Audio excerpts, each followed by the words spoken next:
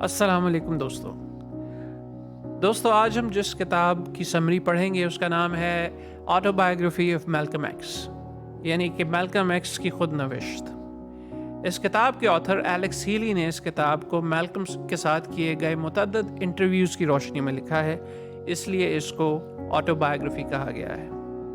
اگر آپ آتھر کے بارے میں جاننا چاہتے ہیں تو ان کی ڈیٹیل میں نے نیچے ڈسکرپشن میں دے دی ہے۔ تو آئیے اب کتاب شروع کرتے ہیں۔ اس کتاب میں آپ جانیں گے کہ میلکم میں جو ایکس ہے اس کا مطلب کیا ہے اور میلکم نے اسے کیسے اپنایا۔ جان ایف کینیڈی کے قتل کے بعد میلکم ایکس کی زندگی کیسے بدلی اور کیوں انہوں نے نیشن آف اسلام سے اپنا رشتہ توڑا۔ دوستو، میلکم ایکس کی ابتدائی زندگی آسان نہیں تھی۔ میلکم ایکس میلکم لٹل کے نام سے 19 مئی 1925 کو پیدا ہوئے۔ ان کے والد ریورنڈ لٹل ایک عیسائی مبلغ تھے جنہوں نے یونیورسل نیگرو امپروومنٹ ایسوسی ایشن کے بانی مارکس گاروی کی تعلیم کو پھیلانے میں مدد دی۔ میلکم 8 بچوں میں سے 7ویں نمبر پر تھے اور ان کی ماں لوئس نے ان سب کی دیکھ بھال کے لیے کافی جدوجہد کی۔ لوئس کی پیدائش ویسٹ انڈیز میں ہوئی تھی، جو ایک سفید فام آقا کے ذریعے اس کی ماں کی عصمت دری کا نتیجہ تھی۔ اس کا مطلب یہ تھا کہ لوئس کی جلد ہلکے رنگ کی تھی، جس کے نتیجے میں بعض اوقات انہیں سفید فام عورت بھی سمجھ لیا جاتا تھا۔ اس کا مطلب یہ بھی تھا کہ میلکم سرخ بالوں اور ہلکے رنگ کے ساتھ پیدا ہوئے تھے، جو کہ اپنے بہن بھائیوں میں سب سے ہلکا تھا۔ میلکم کا خیال تھا کہ اس کی ظاہری شکل میں یہی فرق تھا جس کی وجہ سے اس کی ماں اس پر دوسرے بچوں کے مقابلے میں زیادہ سخت تھی۔ اس کی نظروں میں وہ خاندان کے ماضی میں سفید فام ریپسٹ کی یاد دہانی تھا۔ دریں اثنا شاید اسی فرق کی وجہ سے اس کے والد نے میلکم کی حمایت کی اور اسے اکثر UNIA کے اجلاسوں میں لے جایا کرتا تھا، لیکن سیاہ فام برادری میں فخر اور شناخت کا احساس پیدا کرنے کے لیے اس کے والد کی کوششیں ایک المناک انجام کا باعث بنی۔ میلکم کی پہلی یادوں میں سے ایک یاد اس وقت کی ہے جب وہ لانسنگ مشیگن میں رہ رہے تھے۔ وہ آدھی رات کو گھبراہٹ میں جاگے۔ ایک سفید فام بالادستی کے گروہ دی بلیک لیجن نے لٹلز کے گھر کو آگ لگا دی تھی، لیکن خوش قسمتی سے خاندان کو کوئی نقصان نہیں پہنچا۔ پیشن گوئی کے مطابق یہ حالات بد سے بدتر ہوتے گئے۔ جب میلکم 6 سال کے تھے تو اس کے والد کو قتل کر دیا گیا۔ جان لیوا مار پیٹ کے باوجود پولیس نے اس کی موت کو حادثہ قرار دیا۔ اس کے بعد لوئس نے خاندان کو اکیلی ماں کے طور پر اکٹھا رکھنے کے لیے بھرپور جدوجہد کی۔ وہ ایک غیرت مند خاتون تھی اور سرکاری امداد کا سہارا لینا پسند نہیں کرتی تھی، لیکن آخرکار اس کو ایسا کرنا پڑا۔ اس کا مطلب یہ تھا کہ اسے بچوں کی بہبود کے حکومتی افسران کے ساتھ معاملہ کرنا تھا، جو خاص طور پر لوئس کے ساتھ ظالمانہ تھے اور بچوں کو اس کے خلاف کرنے کی کوشش کرتے رہتے تھے۔ آخرکار وہ کامیاب ہو گئے۔ جب میلکم 12 سال کا تھا تو لوئس کو ایک سرکاری دماغی ہسپتال میں رکھا گیا اور بچوں کو مختلف خاندانوں کے ساتھ رہنے کے لیے بھیج دیا گیا۔ میلکم کا اسکول میں گزرا وقت بھی کوئی اتنا آسان نہیں تھا۔ وہ 13 سال کی عمر میں اپنے ایک استاد کے ساتھ پرینک کرنے کے بعد مشکل میں پڑ گئے۔ کلاس میں ٹوپی پہننے پر ڈانٹنے کے بعد اس نے اپنے استاد کی کرسی پر ایک ٹیگ رکھ دیا۔ نتیجے کے طور پر میلکم کو اسکول سے نکال دیا گیا اور ایک ڈیٹینشن سینٹر بھیج دیا گیا۔ سینٹر چلانے والے لوگ اس کے ساتھ اچھا سلوک کرتے تھے، لیکن انہوں نے اس کے ارد گرد نیگرو لفظ کا بے دریغ استعمال کیا اور اس کے بارے میں اس طرح بات چیت کی جیسے وہ سمجھ نہیں پا رہا کہ وہ کیا کہہ رہے ہیں۔ یہ پہلا موقع تھا جب میلکم سفید فام لوگوں کے ساتھ رہ رہا تھا اور اس نے یہ دیکھنا شروع کیا کہ سیاہ فام لوگوں کے ساتھ ایسا برتاؤ کرنا ان کے لیے ایک عام سی بات ہے، گویا کہ وہ سفید فاموں جیسی عقل یا حساسیت ہی نہیں رکھتے۔ 1 سال بعد میلکم جونیئر ہائی میں داخل ہوا، جہاں اس طرح کا رویہ جاری رہا۔ وہ اسکول کے صرف چند سیاہ فام طلباء میں سے ایک تھا اور اس نے اپنے سفید فام ہم جماعتوں کے ساتھ ضم ہونے کی پوری کوشش کی۔ اس نے باسکٹ بال ٹیم میں شمولیت اختیار کی، لیکن کھیل کے بعد کی پارٹیوں میں کسی بھی سفید فام لڑکی کی موجودگی میں اسے رقص کرنے کی اجازت نہیں تھی۔ میلکم کو اس سال کلاس کا صدر بھی منتخب کر لیا گیا، لیکن اسے جلد ہی علم ہو گیا کہ اس کے ہم جماعت اس کے ساتھ مساوی نہیں بلکہ ایک میسکاٹ کا سا سلوک کرتے ہیں۔ جب اس کے استاد نے اسے پوچھا کہ وہ کیا بننا چاہتا ہے، میلکم نے جواب دیا، ایک وکیل۔ میلکم کو اس وقت سخت تکلیف ہوئی جب استاد نے اسے کہا کہ اسے زیادہ حقیقت پسند ہونا چاہیے اور اس کی بجائے کوئی بڑھئی یا ترخان بننے کے بارے میں سوچنا چاہیے۔ لیکن میلکم نے جلد ہی بوسٹن کے دورے پر ایک نئی دنیا دیکھی۔ 7ویں جماعت کے بعد موسم گرما میں میلکم نے اپنی سوتیلی بہن ایلا سے ملنے کا دعوت نامہ قبول کر لیا۔ وہ شہر کے راکسبری علاقے میں رہتی تھی۔ پہلی بار اس نے سیاہ فام لوگوں کو اپنے ہی محلوں میں بڑے فخر سے گھومتے پھرتے دیکھا جہاں پر وہ سفید فام ہونے کی کوشش نہیں کر رہے تھے۔ جب میلکم لانسنگ واپس آیا تو وہ اپنے اساتذہ اور ہم جماعت کے نسل پرستانہ مذاق کو مزید برداشت نہیں کر سکا۔ سے اس کی بہن ایلا خود کو میلکم کا قانونی سرپرست بنانے میں کامیاب ہو گئی، جس نے اسے راکسبری جانے کی اجازت دے دی۔ وہاں اس نے سڑک کی زندگی کے بارے میں یا گلیوں کی زندگی کے بارے میں تیزی سے جان لیا۔ اتفاق سے میلکم کی پہلی ملاقاتوں میں سے ایک شارٹی نامی شخص تھا جو لانسنگ مشیگن سے تھا۔ شارٹی نے میلکم کو اپنے زیر سایہ کر لیا اور اس نے اسے مشہور روزلینڈ بال روم جاز کلب میں جوتے صاف کرنے کی نوکری دلا دی۔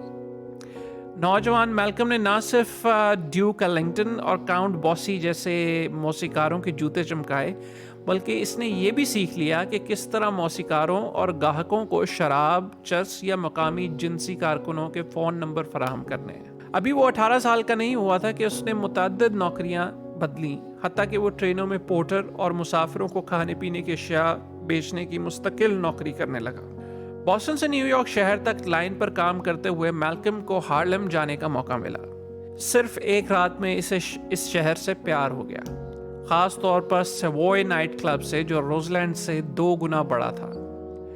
میلکم نے وہاں منتقل ہونے کا فیصلہ کر لیا اور 1942 میں اسمالز پیراڈائز، جو ہارلم کا ایک ریسٹورانٹ اور مشہور ثقافتی نشان تھا، میں ویٹر بن گیا۔ اسمالز پیراڈائز میں کام کرنے سے میلکم کو یہ جاننے کا موقع ملا کہ کس طرح بہت سے لوگوں نے ہارلم کی سڑکوں پر تیز تراری سے زندگی گزاری ہے، اور میلکم کو یہ پتہ لگا کہ کس پر بھروسہ کرنا چاہیے اور کس سے بچنا چاہیے۔ اس نے ہر قسم کی مجرمانہ سرگرمیوں، جس میں ڈکیتی، دلالی اور جوا شامل ہے، کو اندر باہر سے دیکھ لیا تھا۔ میلکم نے ایک پولیس اہلکار کو جنسی کارکن کا نمبر پیش کرنے کی غلطی کی، جس کے بعد اسمالز پیراڈائز میں اسے اپنی ملازمت سے ہاتھ دھونا پڑا۔ نوکری سے نکالے جانے کے بعد وہ سیمی دا پمپ نامی ایک دوست کی طرف راغب ہوا، جس نے مشورہ دیا کہ وہ چرس بیچ کر پیسہ کما سکتا ہے۔ روزلینڈ اور سیوائے میں اپنا وقت سے میلکم کے بہت سے موسیقاروں کے ساتھ روابط ہو گئے تھے اور وہ اس کے قابل اعتماد گاہک بھی تھے۔ اچھے دن پر 17 سالہ میلکم $50 سے $60 کمانے لگا۔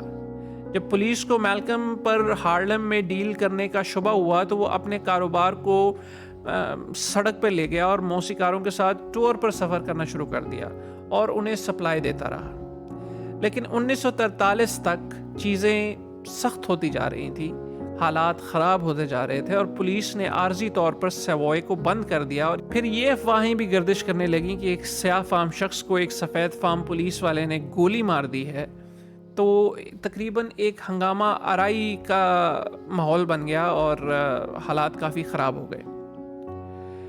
اس سے جو سفید فام لوگ تھوڑی بہت رقم ہارلم میں لے کے آ رہے تھے، اسے مؤثر طریقے سے روک دیا گیا اور پولیس کی موجودگی میں بھی اضافہ ہو گیا۔ لہٰذا میلکم کو سفید فام گاہکوں کو ہارلم میں خفیہ مقامات پر لے جانے کا کام مل گیا، جہاں ان کی جنسی ضروریات کو پورا کیا جاتا تھا۔ ان تمام تجربات کے ذریعے میلکم نے دیکھا کہ ہارلم سفید فام لوگوں کے لیے گناہ کے اڈے سے زیادہ کچھ بھی نہیں تھا۔ واضح طور پر میلکم غلط راستے پہ تھا اور وہ راستہ جلد ہی اختتام ہونے والا تھا۔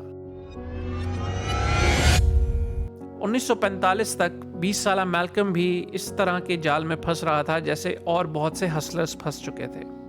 وہ پیسہ کمانے کے زیادہ خطرناک طریقے اختیار کر رہا تھا اور اپنے اعتماد کو بڑھانے کے لیے خود بھی منشیات کی مقدار میں اضافہ کر رہا تھا۔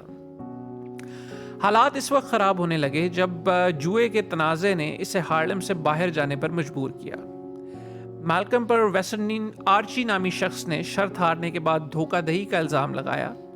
آرچی نے میلکم کو انعامی رقم واپس ادا کرنے کی آخری تاریخ دے دی۔ وہ ہارلم چھوڑ کر بوسٹن واپس آیا اس امید پر کہ حالات ٹھنڈے ہو جائیں گے، لیکن میلکم حاصل کرتا رہا۔ بوسٹن میں اس نے شارٹی اور 2 سفید فام گرل فرینڈز کے ساتھ مل کر امیر گھرانوں کو لوٹنا شروع کر دیا۔ ان کے جرائم کا خاتمہ اس وقت ہوا جب وہ چوری شدہ گھڑی کو رہن کرنے کی کوشش میں گرفتار کر لیا گیا۔ میلکم کا یہ پہلا فوجداری جرم تھا جس کے نتیجے میں عام طور پر 2 سال کی سزا ہوتی تھی، لیکن جج خاص طور پر میلکم کی 2 سفید فام لڑکیوں کے ساتھ سازش کرنے پر ناراض تھا۔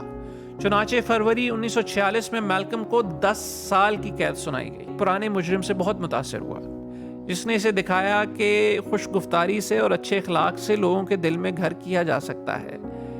بیمبی نے اسے جیل کی لائبریری استعمال کرنے کی ترغیب دی اور میلکم کو جلد ہی پڑھنے کا جنون ہو گیا۔ اس نے انگریزی اور لاطینی لغات سے لے کر فلسفہ اور عالمی تاریخ تک سب کچھ پڑھ ڈالا۔ میلکم پوری رات پڑھنے میں گزارتا۔ خراب روشنی کے نتیجے میں اس کی نظر کمزور ہو گئی اور اس کو چشمے استعمال کرنے کی ضرورت پڑ گئی۔ یہ وہ وقت تھا جب میلکم کے 2 بھائیوں نے اسے خط لکھا اور اسے نیشن آف اسلام کے بارے میں بتایا، ایک ایسا مذہب جو سیاہ فام آدمی کی طویل بھولی ہوئی شناخت کو دوبارہ حاصل کرنے میں مدد فراہم کر رہا تھا۔ جیل میں رہتے ہوئے میلکم نے جذباتی طور پر نیشن آف اسلام کے پیغام کو قبول کر لیا۔ اس نے زندگی میں پہلی بار نماز پڑھی اور افریقی نژاد امریکیوں کی المناک تاریخ میں زیادہ سے زیادہ دلچسپی لینا شروع کر دی۔ جیل میلکم کے قوت خطابت کو نکھارنے کے لیے اچھا تربیتی میدان ثابت ہوئی۔ وہاں رہتے ہوئے اس نے اسٹیجڈ مباحثوں میں حصہ لیا جس میں 2 لوگ کسی مسئلے پر مخالف فریقوں کی حیثیت سے بحث کرتے ہیں۔ ان مباحثوں میں میلکم کو نیشن آف اسلام کے پیغام اور تاریخ کی کتابوں میں جو کچھ وہ سیکھ رہا تھا اسے پھیلانے کے بہت سے مواقع ملے۔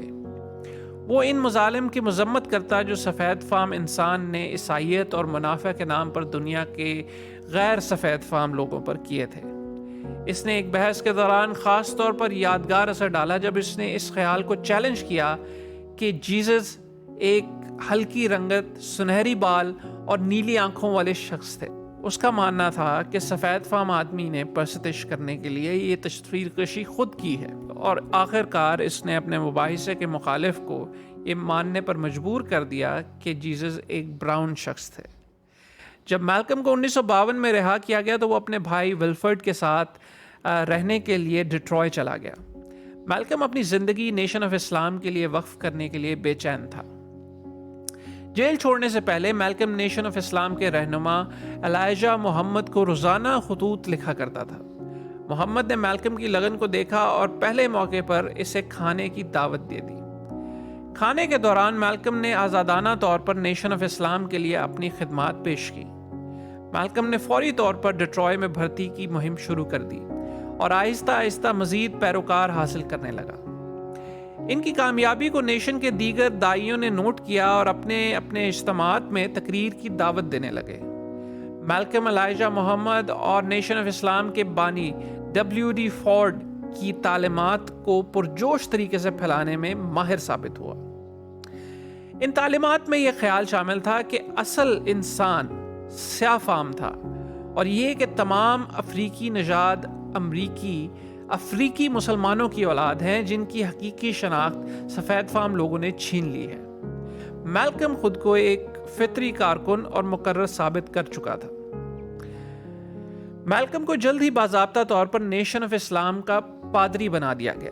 دوسرے پادریوں کی طرح اسے ایکس کا آخری نام دیا گیا جو اس حقیقی آبائی خاندان کے نام کے لیے اپنایا گیا تھا جو ہمیشہ کے لیے کھو گیا تھا۔ میلکم ایکس نے جلد ہی ملک بھر میں نئے نیشن آف اسلام کے مراکز قائم کرنا شروع کر دیے۔ اس نے انہیں بوسٹن، فلیڈلفیا، اٹلانٹا جیسی جگہوں پر کھولا، اور ان سے بہت سے شہروں میں میلکم نے عیسائی گرجا گھروں سے باہر آنے والے لوگوں کو پکڑ کر انہیں ایک ایسے عقیدے کے بارے میں متوجہ کیا جو سفید آدمی کا مذہب نہیں تھا۔ بالآخر میلکم ایکس کو نیو یارک شہر میں اپنے ہی مرکز کا پادری بنا دیا گیا۔ 9 سال کی دوری کے بعد نیو یارک شہر میں واپس آنے سے میلکم کو ویسرنین آرچی کے ساتھ بیٹھ کر بات کرنے کا موقع ملا۔ اس نے اپنی جان بچانے پر آرچی کا شکریہ ادا کیا اور جو ماضی میں اس نے اس کی مدد کی تھی اس کے لیے وہ اس کا بہت شکر گزار ہوا۔ 1950 کی دہائی کے آخر تک نیشن آف اسلام سرخیوں کا حصہ بن چکی تھی۔ 1957 میں بردر ہنٹن نامی ایک رکن پر ہارلم میں پولیس نے اس وقت حملہ کیا جب وہ کسی اور کی لڑائی چھڑوا رہے تھے۔ برادر ہنٹن صحت یاب ہوئے اور نیشن آف اسلام نے نیو یارک شہر پر $70,000 سے زیادہ کا مقدمہ کرنے میں ان کی مدد کی۔ اس کے فوراً بعد ٹیلی ویژن اور اخبارات پولیس کی بربریت کے اس واقعے کی رپورٹنگ کر رہے تھے اور قوم کی توجہ نیشن آف اسلام کی طرف دلا رہے تھے۔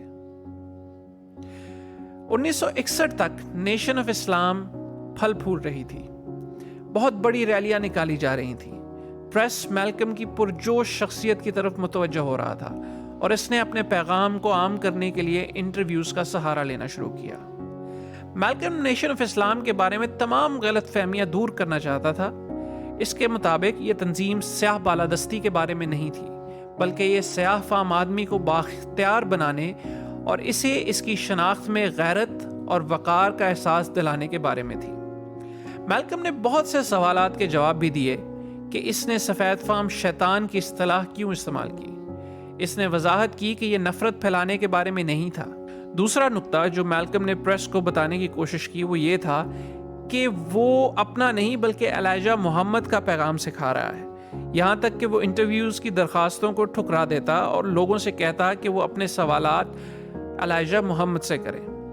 میلکم کے لیے ایلیجا محمد نہایت قابل احترام تھا، وہ شخص جو اس کی نجات کا ذمہ دار تھا۔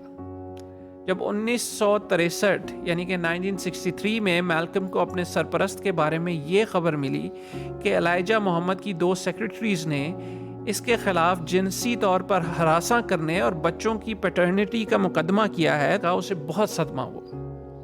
ایلیجا محمد کے ساتھ یہ اختلاف میلکم کی شہرت میں اضافے کے ساتھ مزید گہرا ہوتا گیا۔ ایلیجا اور نیشن آف اسلام کے دیگر رہنماؤں کے لیے میلکم اب ایک خطرہ بن چکا تھا۔ 1963 کے آخر میں جان ایف کینیڈی کے قتل کے بعد میلکم نے ایک بار پھر قومی سرخیاں بنائیں جب اس نے یہ بیان دیا کہ "The chickens had come home to roost"۔ اس تبصرے کے فوراً بعد نیشن آف اسلام نے میلکم پر 90 دنوں کے لیے بیان دینے پر پابندی لگا دی اور پھر تنظیم کے اندر میلکم کے جاننے والے لوگوں نے اسے اطلاع دی کہ اس کی موت کا حکم دے دیا گیا ہے۔ میلکم ایکس کو اس وقت ہر چیز کا دوبارہ سے جائزہ لینا پڑا۔ وہ شخص جس کے لیے اس نے اپنی زندگی وقف کر دی تھی، اس نے اسے مایوس کر دیا تھا اور اب اسے مارنے کے لیے بھی تیار تھا۔ جب میلکم کے اسسٹنٹ نے اسے بتایا کہ اسے اس کی کار میں بم نصب کرنے کے لیے کہا گیا ہے تو میلکم سمجھ گیا کہ حالات اب سنگین ہو چکے ہیں۔ خطرات سے بچنے اور اپنے روحانی عقائد کی تصدیق کے لیے میلکم نے مکہ کی زیارت کرنے کا فیصلہ کیا۔ میلکم اسلام کے بارے میں اپنے علم کو وسیع کرنے میں دلچسپی رکھتا تھا۔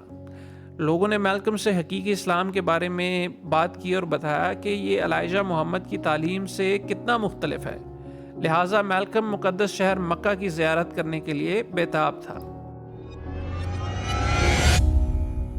یہ سفر ایک آنکھیں کھول دینے والا تجربہ تھا۔ اپنے سفر میں میلکم نے جلد ہی جان لیا کہ آرتھوڈاکس مسلم مذہب در حقیقت اس سے بہت مختلف تھا جو اسے سکھایا گیا تھا۔ جب اس نے مقدس سرزمین کی زیارت کی تو اس نے ہر رنگ کے مسلمانوں کو دیکھا۔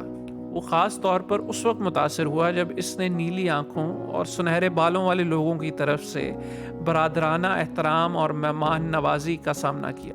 اس کی ملاقات سعودی عرب کے شہزادہ فیصل سے ہوئی اور اسے پڑھنے کے لیے کتابیں بھی دی گئیں اور کہا گیا کہ جھوٹے نبیوں سے گمراہ نہ ہوں۔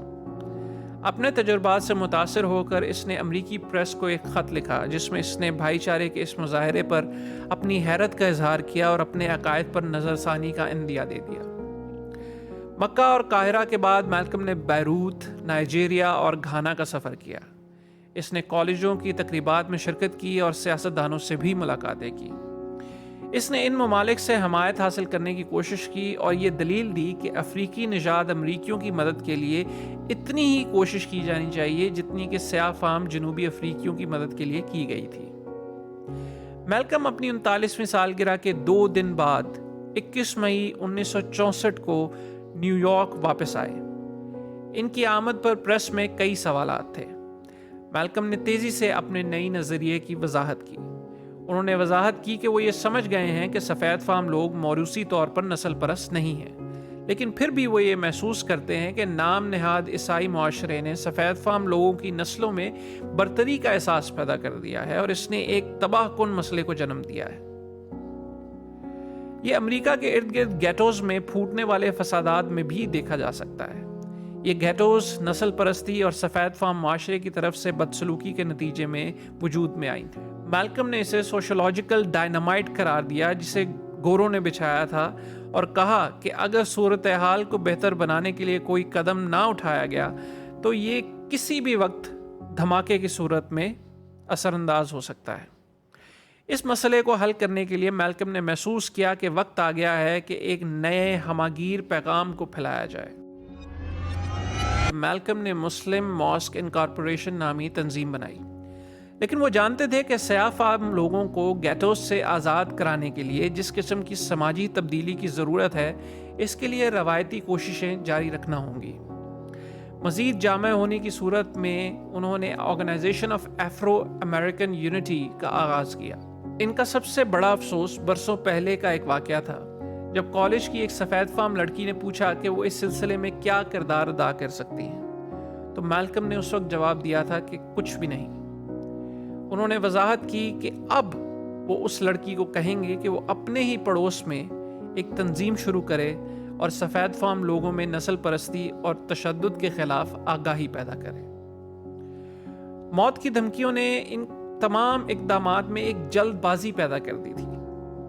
اس کے والد اور اس کے 6 میں سے 4 چچا تشدد کے نتیجے میں ہلاک ہوئے تھے، اس لیے میلکم کا خیال تھا کہ وہ بھی سفید فام نسل پرست یا نیشن آف اسلام کے ہاتھوں جلد ہی مارا جائے گا۔ اس کو اپنی موت کا کوئی ڈر نہ تھا، لیکن وہ اپنے خاندان کو دی گئی دھمکیوں سے بہت فکر مند تھا۔ میلکم نیشن آف اسلام کی طرف سے دائر کیے گئے مقدمہ بھی لڑ رہا تھا۔ وہ اسے اور اس کے خاندان کو اس گھر سے زبردستی نکالنے کی کوشش کر رہے تھے جو کئی سال پہلے نیشن ہی نے دیا تھا۔ 13 فروری 1965 کی رات میلکم اور اس کی بیوی بیٹی، جو اپنے چھوٹے بچے کے ساتھ حاملہ تھی، اس وقت چونک کر جاگ گئے جب اس کے سامنے کی کھڑکی سے مولوٹوف کاکٹیل پھینکا گیا۔ لیکن یہ 21 فروری 1965 کو ہونے والے سانحے کا صرف ایک پیش خیمہ تھا۔ اس دن میلکم ایکس کی OAAU تنظیم نیو یارک شہر کے آڈبن بال روم میں ایک میٹنگ کر رہی تھی۔ میلکم کی بیوی اور بچے سامعین میں تھے۔ جب میلکم سٹیج پر چڑھے تو نیشن آف اسلام کے 3 بندوق برداروں نے گولیاں چلا دیں، جس سے وہ موقع پر ہی ہلاک ہو گئے۔ بیٹی نے شوٹنگ کے دوران اپنے بچوں کو اپنے جسم سے ڈھانپ لیا اور ان کی حفاظت کی، لیکن جب فائرنگ کرنے والے موقع سے فرار ہو گئے تو وہ اپنے شوہر کی لاش کے پاس گر کر رو رہی تھی اور کہہ رہی تھی کہ انہوں نے اسے مار ڈالا۔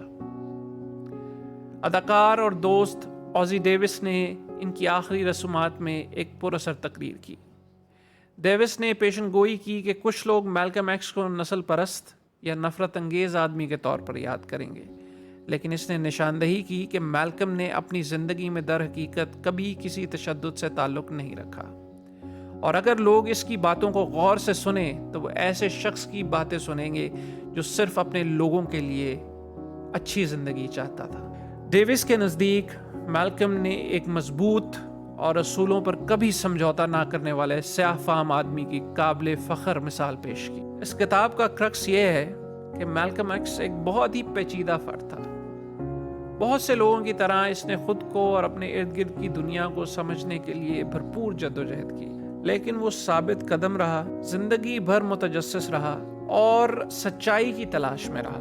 محنت اور عزم کے ذریعے اس نے ثابت کیا کہ کسی کی بھی زندگی میں نجات ممکن ہے۔ اس نے اپنی زندگی کہاں سے شروع کی اور اس کا اختتام کہاں پر ہوا۔